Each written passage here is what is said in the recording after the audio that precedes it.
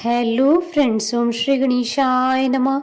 ओम नमः शिवाय। आप सभी का स्वागत है आपके अपने यूट्यूब चैनल पर। फ्रेंड्स, आज हम आपको इस वीडियो में बताने जा रहे हैं श्रावण मास महात्म की 26वें अध्याय की कथा के बारे में, जिसको सुनने मात्र से ही होंगी आपकी सभी मनोकामनाएं शीघ्र ही पूर्ण। फ्रेंड्स, वीडियो शुरू करने से पहले आपसे रिक्वेस्ट है, अगर आप हमारे चैनल पर नए हैं और आपने अभी तक चैनल को सब्सक्राइब नहीं किया है तो प्लीज़ सब्सक्राइब कीजिएगा चैनल को, साथ ही प्रेस कीजिएगा बेल आइकन को, जिससे नए वीडियो से रिलेटेड नोटिफिकेशन आपको तुरंत प्राप्त हो सके। और वीडियो पसंद आने पर वीडियो को लाइक और शेयर जरूर कीजिएगा, ताकि सभी भक्तों को इस वीडियो का लाभ प्राप्त हो सके। और कमेंट बॉक्स में ओम नमः शिवाय जरूर लिखिएगा। श्रावण मास महात्म सभी प्रकार के विघ्नों का नाश करने वाले तथा सारी सृष्टि का पालन करने वाले श्री गणेश जी तथा ज्ञान के दाता देवी श्री सरस्वती जी तथा सब पुराणों के कर्ता श्री व्यास जी तथा श्री गुरुदेव जी के चरण कमलों में नमस्कार करके भगवान की श्रद्धा और भक्ति रस में डूबे हुए श्रावण मास महात्म की कथा कहती हूँ। श्रावण अमावस्या को किए जाने वाले वृक्ष पूजन और कुश ग्रहण का विधान।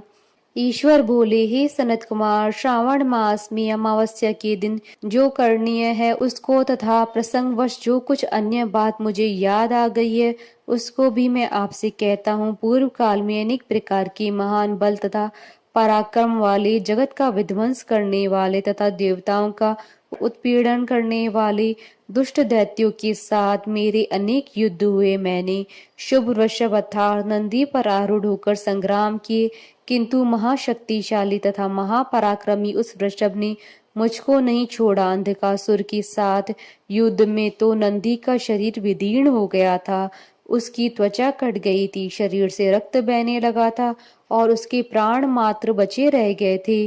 फिर भी जब तक मैंने उस दुष्ट का संहार नहीं किया तब तक वह नंदी धैर्य धारण कर मेरा वहन करता रहा।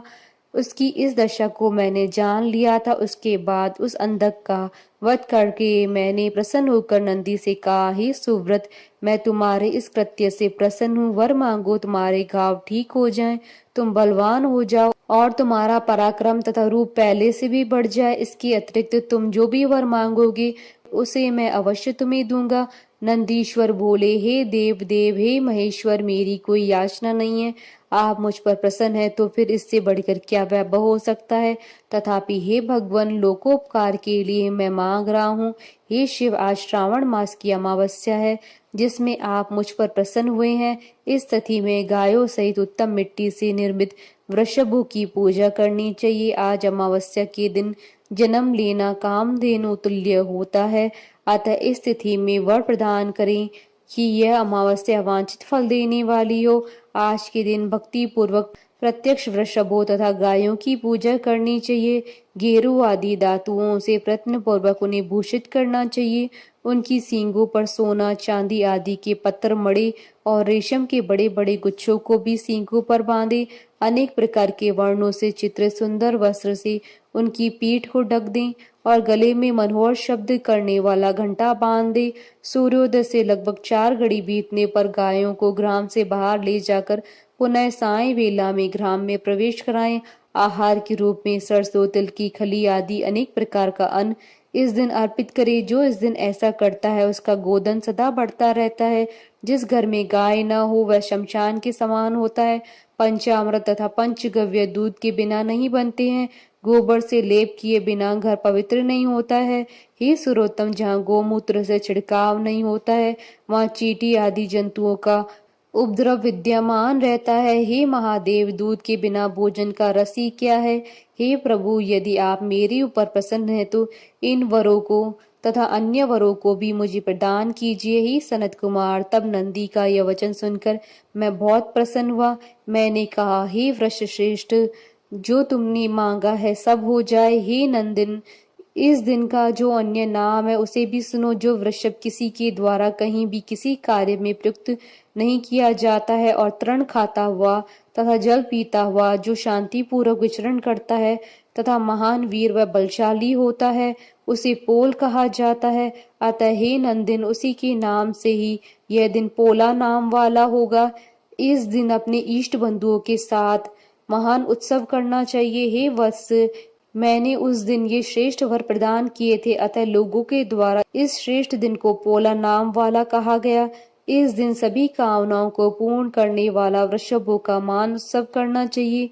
इसके साथ ही अब मैं इसी तिथि में किए जाने वाले कुश ग्रहण का वर्णन करूंगा। श्रावण मास की अमावस्या के दिन पवित्र होकर कुशों को उखाड़ लाएं। वे कुश सदा ताजे होते हैं, उन्हें बार बार प्रयोग में लाना चाहिए। कुश काश, यव, दुर्वा, उशीर, सुकुदक, गेहूं, व्रीहि, मूंज और बलवज, ये 10 दर्भ होते हैं। ब्रह्मा जी के साथ उत्पन्न होने वाले तथा ब्रह्मा जी की इच्छा से प्रकट होने वाले हे दर्भ, मेरे सभी पापों का नाश कीजिए और कल्याण कारक होइए। इस मंत्र का उच्चारण करने के साथ ईशान दिशा में मुख करके हुम फट मंत्र के द्वारा एक ही बार में कुश को उखाड़ लें। जिनके अग्र भाग टूटे हुए ना हो तथा शुष्क ना हो, वे हरित वर्ण के कुश श्राद्ध कर्म के योग्य कहे गए हैं और जड़ रहित कुश देव कार्यों तथा जप आदि में प्रयोग योग्य होते हैं। 7 पत्तों वाले कुश देव कार्य तथा पितृ कार्य के लिए श्रेष्ठ होते हैं। मूल रहित तथा गर्भ युक्त अग्र भाग वाले तथा 10 अंगुल प्रमाण वाले 2 दर्भ पवित्रक के लिए उपयुक्त होते हैं। ब्राह्मण के लिए 4 कुश पत्रों का पवित्रक बनाया गया है और अन्य वर्णों के लिए क्रमशः 3, 2, 1 दर्भ का पवित्रक कहा गया है, अथवा सभी वर्णों के लिए 2 दर्भों का ग्रंथि युक्त पवित्रक होता है। यह पवित्रक धारण करने के लिए होता है, इसे मैंने आपको बता दिया है। उत्पवन हेतु सभी के लिए 2 दर्भ उपयुक्त होते हैं। 50 दर्भों से ब्रह्मा और 25 दर्भों से विष्टर बनाना चाहिए। आचमन के समय हाथ से पवित्रक को नहीं निकालना चाहिए। विकीर के लिए पिंड देने तथा अग्नोकरण करने के साथ और पाद्य देने के पश्चात पवित्रक का त्याग कर देना चाहिए। दर्भ के समान पुण्यप्रद, पवित्र और पाप नाशक कुछ भी नहीं है। देव कर्म तथा पितृ कर्म ये सब दर्भ के अधीन है। उस प्रकार के दर्भों को श्रावण मास की अमावस्या के दिन उखाड़ना चाहिए, इससे उनकी पवित्रता बनी रहती है। श्रावण मास की अमावस्या का वर्णन क्या किया जाए। हे सनत कुमार, श्रावण मास की अमावस्या के दिन जो कृत्य होता है उसे मैंने कह दिया। श्रावण मास में और भी जो करणीय है उससे मैं आपसे कहता हूँ। इस प्रकार श्री स्कंद पुराण के अंतर्गत ईश्वर सनत कुमार संवाद में श्रावण मास महात्म्य अमावस्या के दिन वृषभ पूजन कुश ग्रहण नामक 26वां अध्याय पूर्ण हुआ। बोलिए भगवान शंकर, माता पार्वती जी की जय। हमारी साथ इस वीडियो में अंत तक बने रहने के लिए आपका धन्यवाद। ओम श्री गणेशाय नमः। ओम नमः शिवाय।